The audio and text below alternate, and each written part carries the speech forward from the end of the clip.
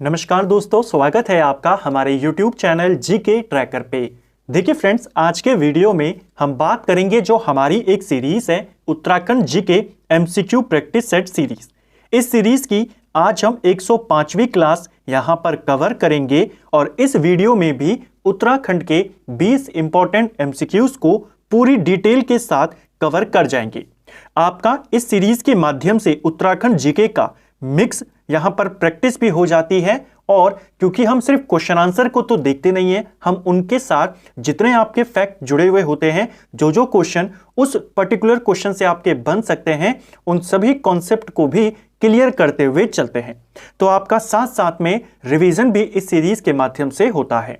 अगर आपने इस सीरीज के प्रीवियस क्लासेस को नहीं देखा है, आप उन सभी क्लासेस को प्लेलिस्ट में जाके देख सकते हैं। तो चलिए दोस्तों, आज की क्लास को शुरू करते हैं। आज का हमारा पहला क्वेश्चन है, कोटद्वार को लैंसीडॉन सड़क मार्ग से किस वर्ष जोड़ा गया था? देखिए, कोटद्वार को लैंसीडॉन सड़क मार्ग से यानी कि इनके बीच में जो पक्की सड़क है उसका निर्माण कब किया गया? क्योंकि रास्ता तो पहले भी था, 1887 में गढ़वाल पलटन यहां पर आई थी। कोटद्वार और लैंसीडॉन के बीच में जो सड़क का निर्माण किया गया, यह 1909 में किया गया। ऑप्शन बी सही आंसर हो जाएगा। 1901 में कोटद्वार को नगर का दर्जा यहां पर दिया गया था, इसको भी आपने ध्यान रखना है। 1951 में कोटद्वार को नगर पालिका का दर्जा दिया गया और 2017 में कोटद्वार नगर निगम यहां पर बना। ये कुछ इंपॉर्टेंट बातें कोटद्वार को लेकर पूछी जाती हैं। कोटद्वार को गढ़वाल मंडल का प्रवेश द्वार कहा जाता है। सीधा क्वेश्चन आएगा, गढ़वाल का प्रवेश द्वार किसे कहते हैं? कोटद्वार को कहते हैं। ठीक है। इसके अलावा स्टील सिटी ऑफ उत्तराखंड ये भी कोटद्वार को कहते हैं। गढ़वाल का ग्रास्टिंगगंज ये भी कोटद्वार को कहा जाता है। ठीक है। एक और क्वेश्चन कोटद्वार को लेकर पूछा जाता है, पौड़ी जनपद का एकमात्र रेलवे स्टेशन कौन सा है? तो जो पूरा का पूरा पौड़ी जिला है, इसमें एकमात्र रेलवे स्टेशन आपका कहां है? कोटद्वार में स्थित है। ठीक है। नेक्स्ट है, निम्नलिखित में से क्षेत्रफल के अनुसार उत्तराखंड में जनपदों का सही आरोही क्रम क्या होगा? तो आपने आरोही क्रम बताना है, यानी सबसे पहले आपने सबसे छोटे वाले को रखना है, उसके बाद बड़ा और फिर आपका सबसे बड़ा जनपद। इन तीनों में आपने बताना है, बढ़ते हुए क्रम में लगाना है। तो देखिए, सबसे छोटा जिला कौन है उत्तराखंड का? सबसे छोटा जिला है हमारा चंपावत, जिसका क्षेत्रफल 1766 वर्ग किलोमीटर है। नंबर 2 पे हमारा है रुद्रप्रयाग, जिसका क्षेत्रफल 1984 है। और फिर नंबर 3 पर आता है बागेश्वर, जिसका क्षेत्रफल 2246 वर्ग किलोमीटर है। तो चंपावत, रुद्रप्रयाग और बागेश्वर, ये सही क्रम है। चंपावत, रुद्रप्रयाग और बागेश्वर यहां पर हमें मिल गया, यही हमारा आंसर हो जाएगा। ठीक है। तो सबसे छोटा तो बहुत बार आया है, आपने उसके अलावा भी 2 को याद करना है उनके क्षेत्रफल के साथ। अगर प्रश्न होता सबसे बड़े 3 जिले कौन कौन से हैं? सबसे बड़ा जिला है हमारा चमोली, जिसका क्षेत्रफल 8030 वर्ग किलोमीटर है। नंबर 2 पे आता है उत्तरकाशी, जिसका क्षेत्रफल 8016 वर्ग किलोमीटर है। और फिर आता है पिथौरागढ़, 7090 वर्ग किलोमीटर। ये सबसे बड़े 3 जिले हैं और सबसे छोटे 3 जिले आपके ये हैं। ठीक है। नेक्स्ट है, वर्ष 2011 की जनगणना के अनुसार उत्तराखंड राज्य का जनघनत्व कितना था? तो 2011 के आंकड़े चाहे राज्य स्तर के हों, चाहे आपके केंद्र स्तर के हो, यानी देश स्तर के क्यों ना हो, आपसे पेपरों में पूछे जाते हैं। उत्तराखंड में जनघनत्व की बात करते हैं तो यह 2011 में 189 था। ऑप्शन ए सही आंसर हो जाएगा। सबसे ज्यादा जनघनत्व किस राज्य में था? अगर हम मैक्सिमम की बात करें, सबसे ज्यादा जनघनत्व हरिद्वार में था, 801 यहां पर इसका जनघनत्व था। यानी 1 वर्ग किलोमीटर के दायरे में हरिद्वार में कितने लोग रह रहे हैं? 801 लोग 2011 के अनुसार। सबसे कम अगर हम जनघनत्व की बात करें, मिनिमम कहां था? यह आपके उत्तरकाशी में है। पेपर में पूछा गया है सबसे कम जनघनत्व वाला जनपद उत्तरकाशी। यहां का जनघनत्व है आपका मात्र 41। ठीक है। यानी हरिद्वार में जहां 1 वर्ग किलोमीटर में 801 लोग रहते हैं, उत्तरकाशी में यह नंबर केवल 41 लोगों का है। तो सबसे ज्यादा, सबसे कम और ओवरऑल उत्तराखंड में कितना है? 189। एक और क्वेश्चन पूछा जाता है, जनघनत्व में उत्तराखंड का देश में राज्यों में कौन सा स्थान है? तो 2011 के अनुसार जनघनत्व में उत्तराखंड 25वें नंबर का राज्य है। ठीक है। जो 2011 के अलग अलग आंकड़े हैं, जैसे दशकीय वृद्धि दर, उत्तराखंड की दशकीय वृद्धि दर कितनी थी? 18.81%। ठीक है। सबसे ज्यादा दशकीय वृद्धि दर उधम सिंह नगर की थी, लगभग 33% के ऊपर थी। और सबसे कम की बात करें तो पौड़ी की थी, जहां पर -1.41% था। ठीक है।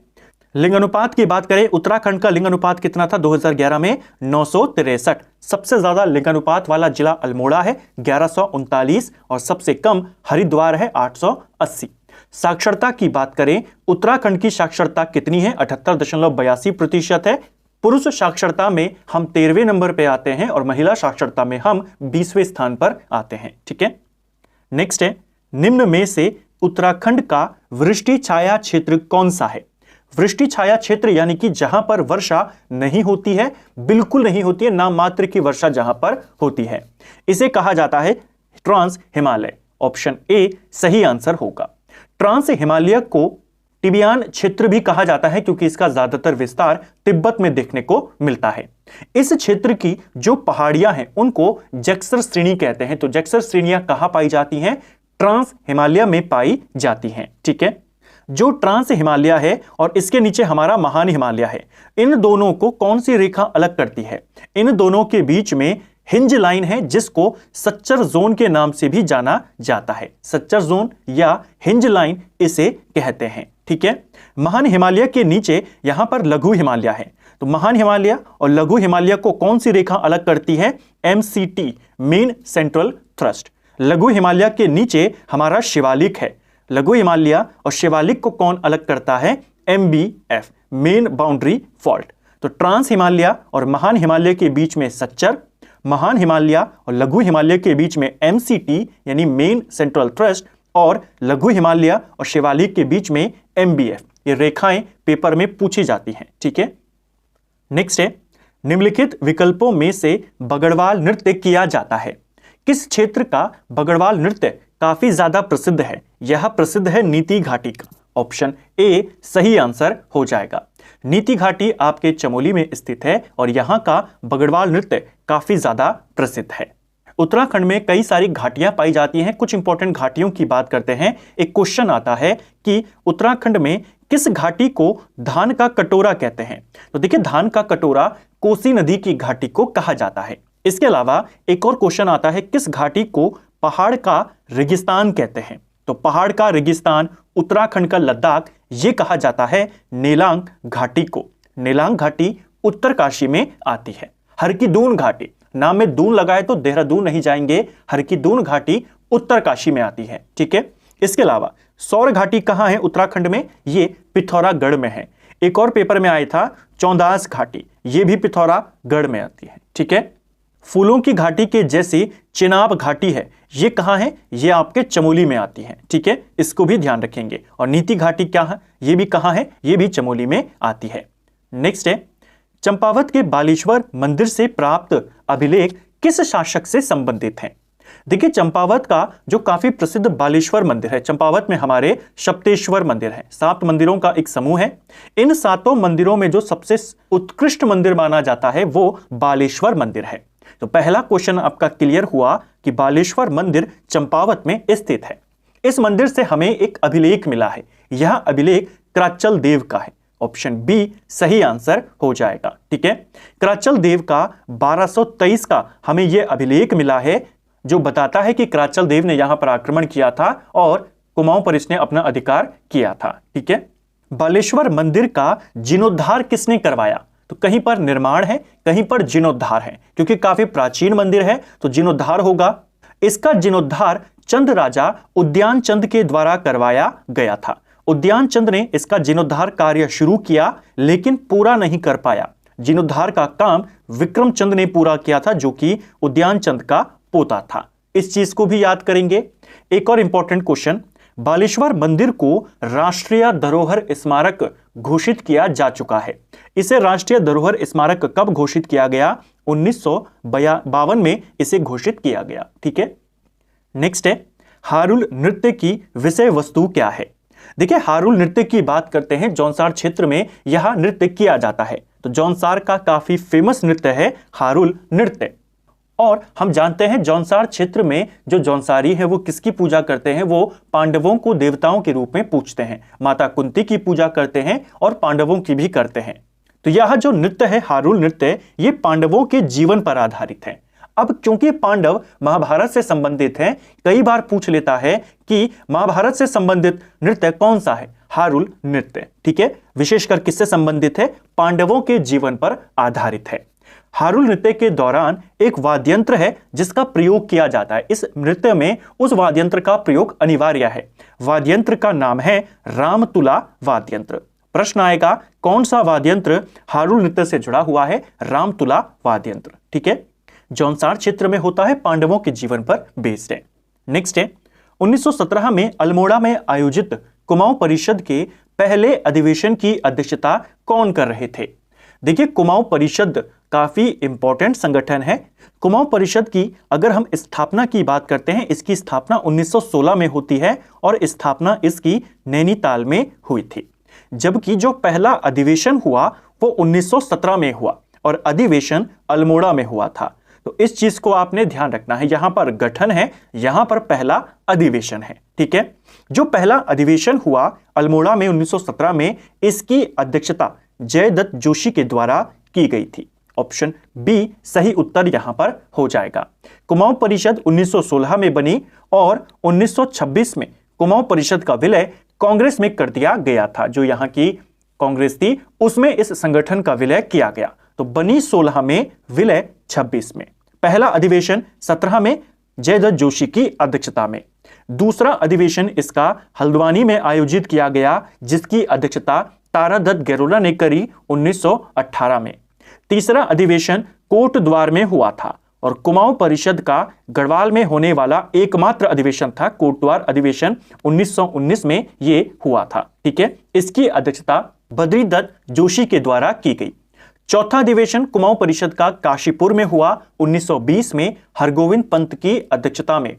पांचवां अधिवेशन टनकपुर में हुआ 1923 में बद्रीदत्त पांडे के नेतृत्व में और उसके बाद छठा अधिवेशन 1926 में हुआ, जहां पर इसका विलय कांग्रेस में किया गया बैरिस्टर मुकुंदीलाल की अध्यक्षता में। ठीक है, तो कुमाऊं परिषदों के अधिवेशनों को लेकर बहुत सारे क्वेश्चन आते हैं क्योंकि यह उत्तराखंड का बहुत महत्वपूर्ण संगठन था। ठीक है, नेक्स्ट है वीर चंद्र सिंह गढ़वाली पर्यटन स्वरोजगार योजना की घोषणा कब की गई थी।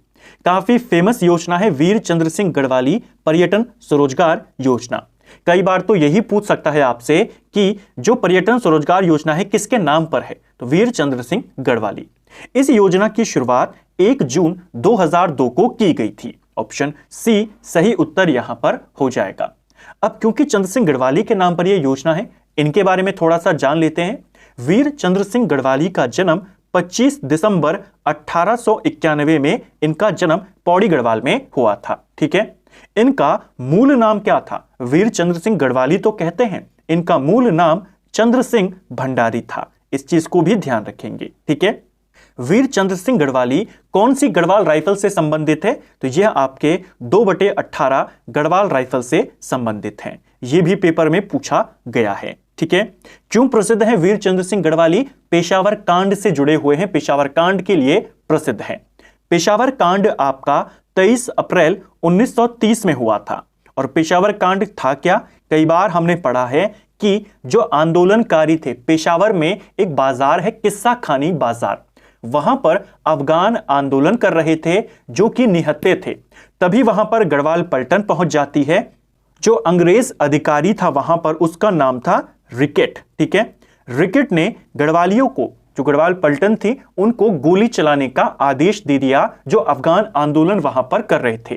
चंद्र सिंह गढ़वाली ने गोली चलाने से मना कर दिया और इनके साथियों ने भी मना कर दिया। इसी घटना को, क्योंकि ये पेशावर में घटी, पेशावर कांड के नाम से जाना जाता है। इनकी बहादुरी के लिए कि इन्होंने अपने जो ऊपर के अधिकारी हैं उनके आदेश को मानने से मना कर दिया। हालांकि बाद में इनको फिर गिरफ्तार किया गया, देशद्रोह का इनके ऊपर आरोप लगा। 11 साल 3 महीने 18 दिन को इनको यहां पर जेल में रहना पड़ा। इनका केस बैरिस्टर मुकुंदीलाल ने लड़ा था। क्वेश्चन आता है इनको, इनकी पैरवी किसने करी थी, बैरिस्टर मुकुंदीलाल ने करी थी। इनको एबटाबाद जेल में रखा गया था। ठीक है, तो क्वेश्चन आता है, मैंने आपको पूरे कहानी के तौर पर बताया, क्वेश्चन आता है कहां घटना घटी, कब घटी, क्या घटना घटी, अंग्रेज अधिकारी कौन था, ये सारी बातें, केस किसने लड़ा, कितने साल की इनको सजा हुई, 1941 में फिर ये जेल से बाहर आते हैं। ठीक है, ये कुछ इंपॉर्टेंट बातें वीर चंद सिंह गढ़वाली को लेकर के।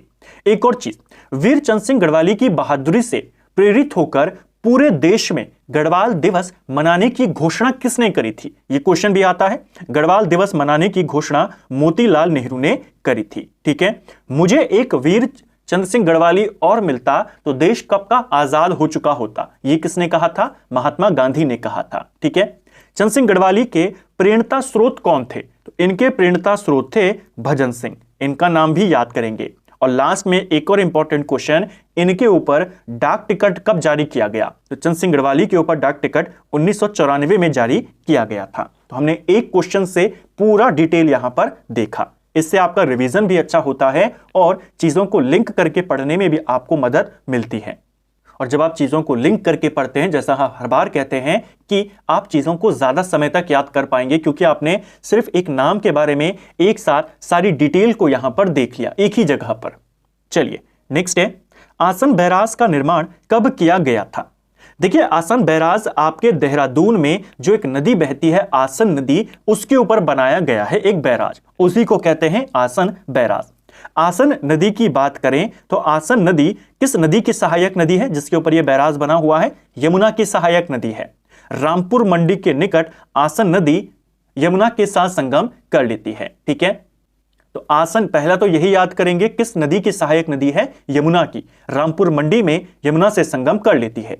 इस आसन बैराज का निर्माण 1967 में किया गया था।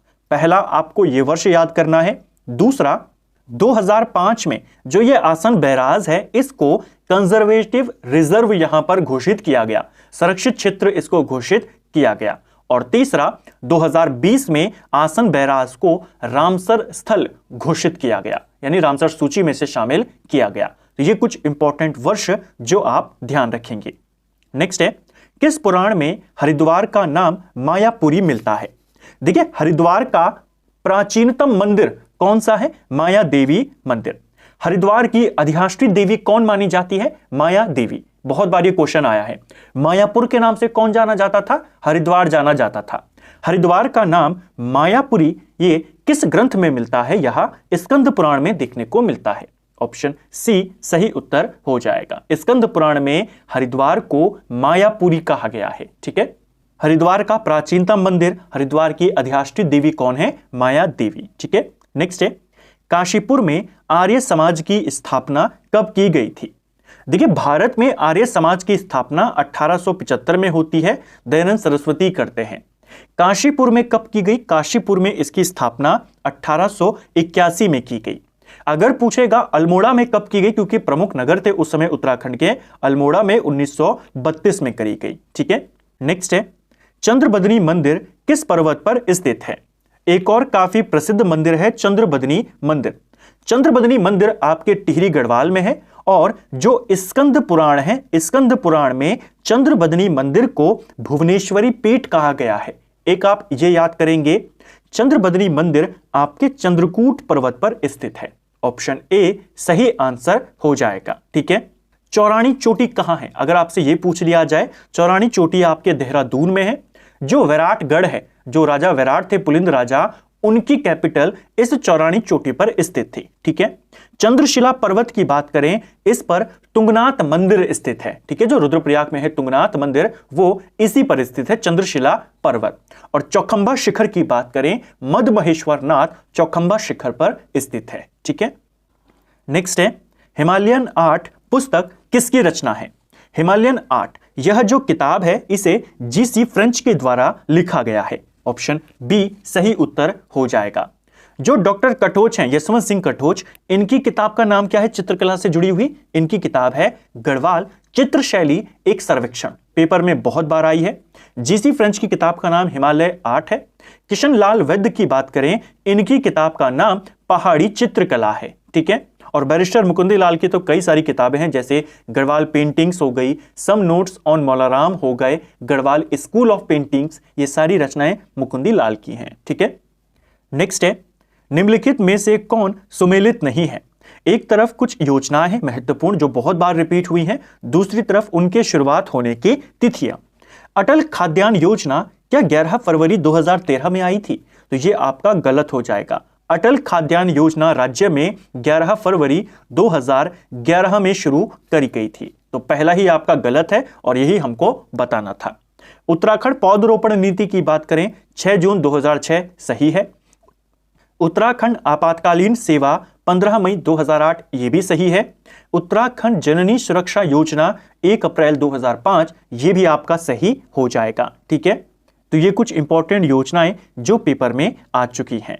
नेक्स्ट है, निम्नलिखित में से कौन गलत सुमेलित है? तो इनमें से कौन है जो गलत है? देखिए, पहाड़ की ढालू जमीन को क्या कराल कहते हैं? ये आपका सही है, कई बार ऐसे क्वेश्चन पूछ लेता है। ठीक है, नदी के किनारे जो मैदानी जमीन होती है क्या उसे बगड़ कहते हैं? ये भी सही है। गांव के मकानों की जो कतारें होती है गांव में, जैसे कि साथ एक मकान ऐसे सीरीज में बने होते हैं, क्या इनको बाखली कहते हैं? ये भी सही है। या आपके इंडिविजुअल में भी क्वेश्चन आ सकते हैं कि बताइए नदी के किनारे की मैदानी जमीन को क्या कहते हैं, गांव के मकानों की कतारों को क्या कहते हैं? ठीक है, थातवान इनाम में दी गई भूमि को कहते हैं, तो ये गलत हो जाएगा। देखिए, इनाम में दी गई भूमि को थात कहा जाता है और थातवान इसके मालिक को कहा जाता है। ठीक है, तो भूमि किसको कहा जाता था? भूमि के लिए क्या कहा जाता था? पवार काल में, प्राचीन काल में थात कहा जाता था। जो इनाम में दी जाती थी, बहादुरी के लिए दी जाती थी, उसे थात कहते थे। यही व्यवस्था चंद काल में भी थी। चंद काल में भी भूमि को थात कहा जाता था और भूमि के मालिक को थातवान कहते थे। ठीक है, नेक्स्ट है, उत्तर प्रदेश से उत्तराखंड का सर्वाधिक और सबसे कम सीमा लगने वाला जिला कौन सा है? तो आपने सबसे ज्यादा सीमा और सबसे कम सीमा कौन लगाते हैं उत्तर प्रदेश के साथ, वो बताने हैं। देखिए, यूपी के साथ हमारे 5 जिले लगते हैं, जिसमें आपका पौड़ी लगता है, हरिद्वार लगता है, देहरादून लगता है, उधम सिंह नगर लगता है और नैनीताल लगता है। तो उत्तराखंड के 5 जिले यूपी से लगते हैं। सबसे ज्यादा जो बॉर्डर शेयर करता है यूपी के साथ, वो उसी के नाम का जो अक्षर है उधम सिंह नगर, यू, ये शेयर करता है। तो पहला तो यही हो जाएगा। और अगर आपको सिर्फ इतना ही पता था कि सर्वाधिक कौन करता है, उधम सिंह नगर, यू से यूपी, यू से उधम सिंह नगर, सबसे कम करता है नैनीताल। तो दोनों आप यहां पर टिक कर जाएंगे। ठीक है, तो 5 कौन कौन से हैं वो याद करेंगे, सबसे ज्यादा कौन है, सबसे कम कौन है, उसे ध्यान रखेंगे। नेक्स्ट है, उत्तराखंड में मत्स्य नीति कब लागू की गई थी? देखिए, उत्तराखंड में मत्स्य नीति को 2002 में लागू किया गया था और ऐसा करने वाला, मत्स्य नीति को लागू करने वाला उत्तराखंड देश का पहला राज्य था। कब शुरू किया? 2002। कुछ इंपॉर्टेंट योजनाएं हैं, नीतियां हैं जो पूछी जाती हैं, जैसे पहली खनन नीति कब आई थी उत्तराखंड में? 4 अप्रैल 2001। ठीक है, पहली औद्योगिक नीति कब आई थी उत्तराखंड में? 8 जुलाई 2001। राज्य फिल्म नीति कब आई है? 2015। पहली पर्यटन नीति कब आई थी? 26 अप्रैल 2001। ठीक है, खेल नीति कब आई? खेल नीति 16 जनवरी 2006। ये कुछ इंपॉर्टेंट नीतियां जिनके वर्ष आप याद करेंगे। नेक्स्ट है, निम्न में से गलत युग्म का चयन कीजिए।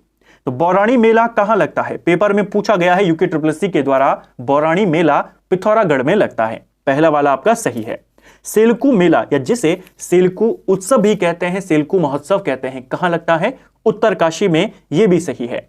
गिंदी मेला कहां लगता है? गेंद का मेला वैसे तो कई जगहों पर लगता है उत्तराखंड में, लेकिन जो फेमस है वो पौड़ी में लगता है। ठीक है, सुरकंडा मेला कहां लगता है? सुरकंडा मेला चमोली में नहीं लगता, सुरकंडा मेला आपके टिहरी गढ़वाल में लगता है। तो डी वाला आपका यहां पर सही हो जाएगा। एक पेपर में पूछा भी गया था सुरकंडा देवी मंदिर कहां है, तो वो आपके टिहरी में आता है। ठीक है, नेक्स्ट है, अल्मोड़ा मुद्राएं किस राजवंश की हैं?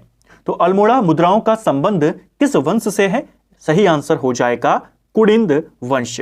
देखिए, कुड़िंद वंश के इतिहास की जानकारी का एकमात्र स्रोत इनकी मुद्राएं हैं। अल्मोड़ा से हमें कई प्रकार की इनकी मुद्राएं मिली हैं, जिन्हें अल्मोड़ा मुद्रा कहते हैं। किससे संबंधित हैं? कुड़िंदों से संबंधित हैं। कुड़िंदों की जो मुद्राएं हैं किसकी बनी होती थी? 2 धातुओं से बनी होती थी। इनकी कुछ मुद्राएं रजत की भी हैं और इनकी मुद्राएं ताम्र की भी बनी होती थी। ठीक है, इनकी मुद्राएं जो होती थी वो द्विलिपियां होती थी, उनमें ब्राह्मी और खरोष्टी लिपि का प्रयोग किया जाता था। इसको भी आपने ध्यान रखना है। कुड़िंद की बात करें उत्तराखंड में शासन करने वाली पहली राजनीतिक शक्ति किसे माना जाता है? पहला राजनीतिक वंश किसे माना जाता है? कुड़िंदों को माना जाता है। ऐतिहासिक वंश पूछेगा तो कत्यूरी की बात करेंगे, लेकिन अगर राजनीतिक वंश पूछे, राजनीतिक शक्ति पूछे उत्तराखंड की पहली, तो कुड़िंद आंसर होगा। कुड़िंदों का उल्लेख महाभारत में भी देखने को मिलता है। महाभारत में कुड़िंदों को द्विज कहा गया है। यह क्वेश्चन पेपर में पूछा गया है। और जो कुड़िंद राजा होते थे उन्हें द्विज श्रेष्ठ कहा गया है। तो इस चीज को ध्यान रखेंगे, कुड़िंदों को द्विज और कुड़िंद शासक को द्विज श्रेष्ठ। ये पेपर में पूछा गया है, आपको विकल्प में दोनों देता है। ध्यान रखेंगे, कुड़िंदों के लिए पूछ रहा है या कुड़िंद राजाओं के लिए पूछ रहा है। ठीक है। सबसे शक्तिशाली कुड़िंद राजा कौन था? सबसे शक्तिशाली कुड़िंद राजा है अमोघ भूति। इसको भी याद करेंगे। ठीक है। तो फ्रेंड्स, ये था हमारा आज का वीडियो जिसमें हमने उत्तराखंड जीके के 20 इंपॉर्टेंट एमसीक्यूज को यहां पर देखा, और ना सिर्फ क्वेश्चन आंसर को देखा बल्कि इनके साथ जो जो आपकी पूरी डिटेल थी उनको भी साथ साथ में कहानी के तौर पर चीजों को लिंक करके पढ़ते हुए हम यहां पर चले। उम्मीद करता हूं आपको आज का वीडियो पसंद आया होगा।